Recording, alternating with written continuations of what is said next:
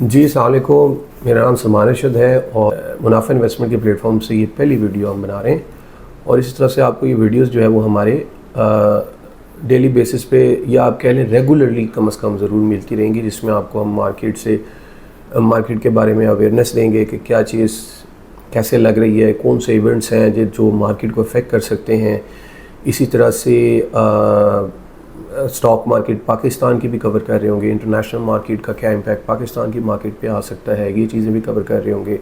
और उसके साथ साथ हम जो है वो फंडामेंटल एनालिसिस भी कर रहे होंगे मुख्तलिफ कंपनीज़ का।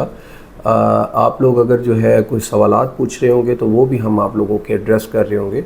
आप इस यूट्यूब चैनल में जब ये वीडियो देख रहे होंगे तो नीचे अपने सवालात जो है वो छोड़ सकते हैं, जिनके मैं जवाब जो है वो आपको नेक्स्ट वीडियो में जो है वो दे दिया करूँगा। तो ये इसका जो है वो बेसिकली फॉर्मेट हुआ करेगा हमारा।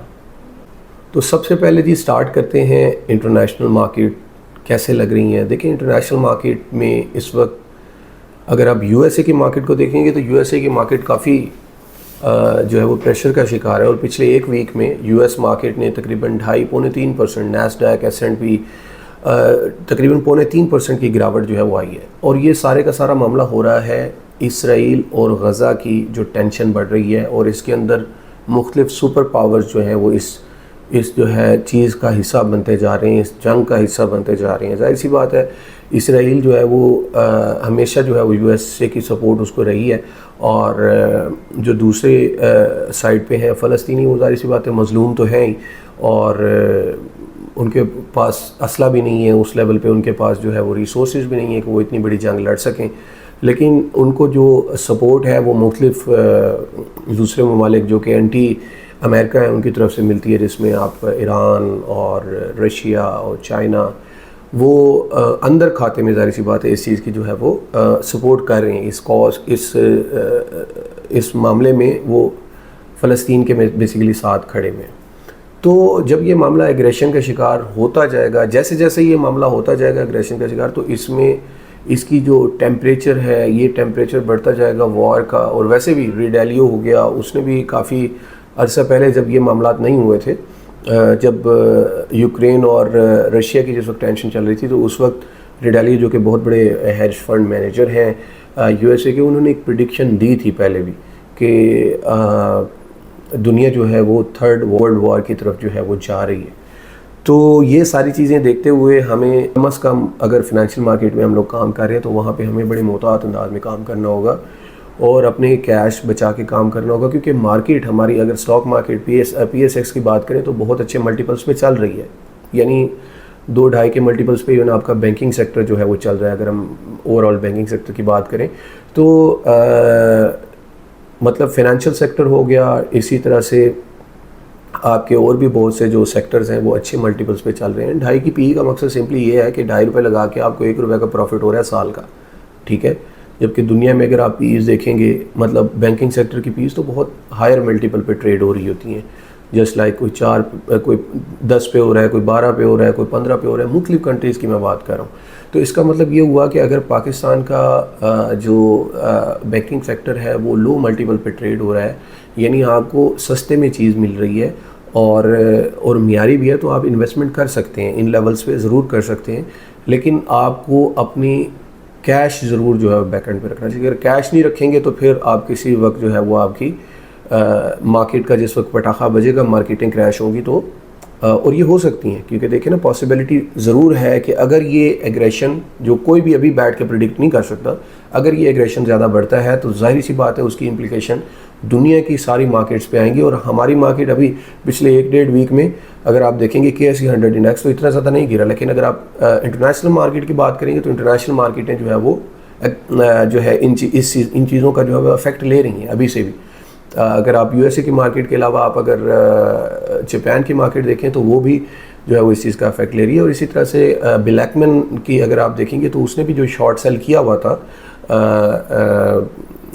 यूएसए ट्रेजरी बिल्स में, बॉन्ड्स में जो बेसिकली शॉर्ट सेल थी, तो वो भी उन्होंने जब ये टेंशन बढ़ी है तो उसको कट कर दिया है। तो ये जो बॉन्ड यील्ड्स जो है वो नीचे आई थी, अब वो लगता है कि ऊपर आएंगी और इंटरेस्ट रेट कट होंगे आगे, क्योंकि अभी मामला जो है वो इन्फ्लेशन वाला नहीं रह गया अब हमारे हाथ में या दुनिया के हाथ में। अब इन्फ्लेशन वाला मामला जहाँ पे भी आप देखेंगे मतलब सेंट्रल बैंक्स बड़े एग्रेसिवली जो है वो टाइटनिंग करके बैठे हुए हैं, लेकिन इसके बावजूद लगता ये है कि आने वाले दिनों में जो मॉनेटरी जो है अगर ये एग्रेशन बढ़ जाता है इसराइल और गज़ा का, ये वॉर जो है वो स्केल पकड़ जाती है, तो फिर जाहिर सी बात है फिर इन्फ्लेशन से निकल के जो सेंट्रल बैंक्स हैं वो लिक्विडिटी की तरफ आ जाएंगे और अपने रेट्स को कट करेंगे। रेट्स कट करने से मार्केट में लिक्विडिटी जाएगी और दोबारा से ये जो स्टॉक एक्सचेंज है ये स्टेबल हो जाएगी। लेकिन बात ये है कि आप ज़रूर जो है इन मौक़ों पे मार्केट में इन्वेस्टेड रहें। मार्केट में कोई पैनिक वगैरह करने की ज़रूरत नहीं है और ना ही जो है वो आपको छोटे मोटे स्टॉप लॉसेस लगाने की ज़रूरत है। अगर आप इन्वेस्टर हैं, अगर आप ट्रेडर हैं, तो वैसे ट्रेडर की ज़िंदगी इस वक्त बड़े अज़ाब में है। ट्रेडर जो है मार्केट इतनी वोलेटाइल है, प्रेडिक्ट नहीं हो रही, तो उसकी वजह से ट्रेडर की ज़िंदगी जो है वो कोई इतनी ज़्यादा मतलब सुकून में नहीं है। वो स्टॉप लॉस लगाता है, स्टॉप लॉस कट जाता है, लॉसेस जो है वो बुक हो जाते हैं और आपकी इक्विटीज़ जो है वो कम होती रहती है। तो ये ट्रेडर के जो हालात हैं वो इस वक्त कठिन हालात में गुजरे, क्योंकि मार्केटें जो है वो हमारी वॉलेटाइल है। तो वॉलेटाइल मार्केट में हमेशा याद रखिएगा ट्रेडिंग का जो है और ज़्यादा लिवरेज पे काम करने का जो है वो मौका नहीं होता, बल्कि इन्वेस्टमेंट के जो है ये मौके होते हैं जब मार्केटें बॉटम आउट हों और मार्केट में अनसर्टेनिटी हो। क्योंकि देखिए ना, मार्केटें पिछले अगर 1-2 साल से देखें तो मार्केटें जिस तरह से गिरी हैं, अभी भी इंडेक्स जो है हमारा 50 के पे तो है, 50,000 पे इंडेक्स चल रहा है, लेकिन मार्केट जिस हिसाब से गिरी है अभी भी स्टॉक्स पाकिस्तान के 60-70% स्टॉक्स जो है वो अंडर वैल्यू पड़े हुए। तो ये एक छोटा सा जो है वो ओवरव्यू है और मेरी कोशिश ये होगी कि मैं रेगुलरली ये वीडियोस जो है वो आप लोगों तक पहुंचाता रहूं और आप इसके आपके फीडबैक जो है वो कमेंट की सूरत में जो भी मिलेंगे वो हम इंशाल्लाह नई वीडियोस में उनको जो है वो एड्रेस भी कर रहे होंगे। और पाकिस्तान की मार्केट में एक और बहुत बड़ा इवेंट जो है वो आज होने वाला है। आज स्टेट बैंक ऑफ पाकिस्तान ने मॉनेटरी पॉलिसी पेश करनी है। तो ये जो मॉनेटरी पॉलिसी होगी इससे हमारी फ्यूचर की आगे प्रेडिक्शन होगी कि क्या ये 22% के जो इंटरेस्ट रेट्स हैं क्या ये यहीं पे सस्टेन करेंगे क्या, या इससे आगे एग्रेसिवली जो है वो स्टेट बैंक ऑफ पाकिस्तान मज़ीद जो है वो इनको बढ़ाएगा आगे। लगता नहीं है गो के, क्योंकि इन्फ्लेशन थोड़ा थोड़ा कैटर होना शुरू हो गई है। आप गाड़ियों के दाम देखें गिरना शुरू हो गए हैं, स्टील के दाम देखेंगे वो भी गिरना शुरू हो गए हैं। तो ये चीज़ें अगर आप थोड़ा इनको देख रहे होंगे और इन्फ्लेशन के एंड के ऊपर भी देख रहे होंगे तो इन्फ्लेशन थोड़ा सा जो है वो अरेस्ट होना शुरू हो गई है। इसी तरह से पिछले अगर डेवलपमेंट देखें तो तेल जो कुकिंग ऑयल है सॉरी उसकी भी कीमतें जो है वो कम होना शुरू हो गई हैं। इसी तरह से जो लास्ट में जो ओगरा की समरी गई थी उस पर भी अप्रूवल आ गई और 40% का गालबन जो है वो पेट्रोल की कीमतें भी कम कर ली गई। तो ये चीज़ें जो है ये मार्केट को थोड़ा सा पॉजिटिवली जो है वो इन चीज़ों को लेंगी और आपके जो शरह सूद है जो कि इन्फ्लेशन से रिलेटेड होता है वो मुझे लगता है कि मार्केट उसको जो है वो पॉजिटिवली लेगी। और स्टेट बैंक ऑफ पाकिस्तान आज जो मॉनेटरी पॉलिसी पेश करने जाएगा उसमें शरह सूद जो है वो नहीं बढ़ाई जाएगी, शरह सूद जो है वो नहीं बढ़ाई जाएगी। अच्छा, इसके अलावा एक और बड़ी अपडेट है वो ये है कि हमारा जो रिज़ल्ट सीज़न है वो भी तकरीबन ख़त्म होने जा रहा है 2-4 दिनों में। तो रिज़ल्ट्स जो आए हैं उनमें आप रिज़ल्ट्स को ज़रूर देखिएगा। रिज़ल्ट्स में देखें कौन सी कंपनियाँ अच्छी परफॉर्मेंस दे रही हैं, तो उनकी बेसिस के ऊपर आपका फ़ैसला होगा कि आपको मार्केट के अंदर किन स्टॉक्स में इन्वेस्टेड रहना चाहिए या कौन से स्टॉक्स ऐसे हैं जो कि मार्केट में अच्छी परफॉर्मेंस के साथ जो है वो आपको ग्रोथ दे सकते हैं। ग्रोथ बड़ा ज़रूरी है क्योंकि अगर किसी भी कंपनी है वो उसकी बॉटम लाइन लॉस में जा रही है यानी उसके जो है वो प्रॉफिट्स नहीं बना पा रही, तो उन कंपनियों में ख़बरों पे जो ज़्यादातर लाइमलाइटेड रहती हैं कंपनियां और व्हाट्सएप ग्रुप्स में रहती हैं, उनके बजाय आप जो है वो अच्छी अर्निंग वाली कंपनियों को सिलेक्ट करें।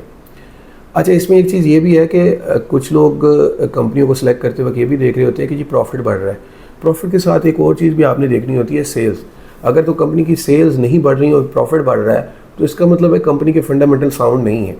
उसमें बड़ी बुनियादी रीज़न ये है कि जो कंपनियां बेसिकली हायर प्रॉफिटेबिलिटी के साथ लो सेल्स के साथ काम कर रही होती हैं वो अपनी कॉस्ट कटिंग की तरफ जा रही होती हैं, ग्रोथ नहीं होती उनमें। तो सेल्स की ग्रोथ बड़ा ज़रूरी है। कॉस्ट कटिंग की तरफ कैसे जा रही होंगी? फॉर एग्जांपल सेल उनकी कम हुई तो उन्होंने ले ऑफ कर दिए बंदे, एडवर्टाइजिंग का जो अपना बजट है वो कम कर लिया।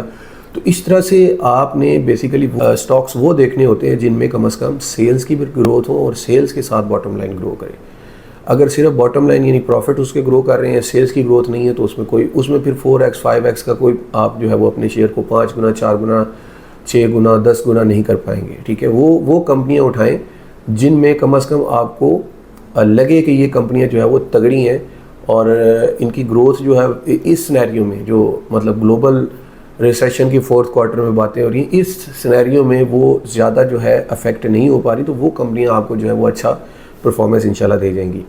इसी के साथ साथ आपको ये भी मैं बता दूं कि जो आपकी टेक्नोलॉजी सेक्टर है, हो सकता है पाकिस्तान की टेक्नोलॉजी सेक्टर क्योंकि लो कॉस्ट आर्बिट्राज पे चलता है, यानी वहाँ से ये हायर रेट के ऊपर इनकी मार्केट, टारगेट मार्केट यूएसए और यूरोपियन मार्केट्स है। 70-80% जो हमारी सॉफ्टवेयर हाउसेज हैं, इनके रेवेन्यूज़ जो है वो यूएसए और यूरोपियन मार्केट से आ रहे होते हैं। तो ये मार्केटें अभी क्योंकि थोड़ी सी प्रेशर का शिकार है और वहाँ से मज़ीद जो है वो पैसा नहीं आ रहा, तो हो सकता है टेक्नोलॉजी सेक्टर थोड़ा सा हिट ले, क्योंकि जो एग्जिस्टिंग कॉन्ट्रैक्ट्स हैं वो तो लोग एग्जीक्यूट जाहिर सी बातें करेंगे, लेकिन जो फ्रेश कॉन्ट्रैक्ट्स हैं जिससे ग्रोथ का एलिमेंट देखा जाता है, वो कॉन्ट्रैक्ट्स हो सकता है फॉर द टाइम बिंग रोक लिए जाएँ, क्योंकि अमेरिका में और यूरोपियन मार्केट में ज़्यादातर स्टार्टअप के जो है वो प्रोजेक्ट्स आते हैं और ये स्टार्टअप के प्रोजेक्ट्स जो है वो आईटी कंपनीज जो है वो एग्जीक्यूट करती हैं।